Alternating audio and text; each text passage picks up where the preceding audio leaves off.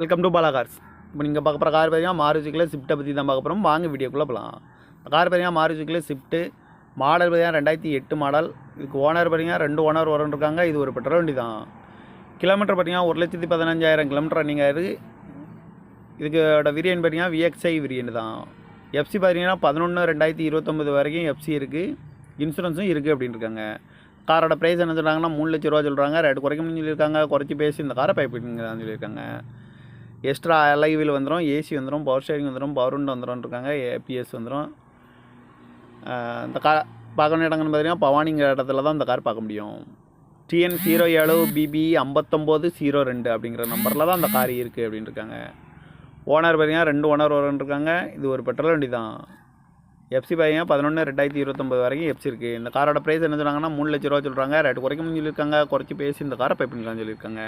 இந்த மாதிரி car வீடியோக்கெலாம் Bala car சேனலில் சப்ஸ்கிரைப் பண்ணிச்சுக்கோங்க. தேங்க்யூ ஃபார் வாட்சிங்.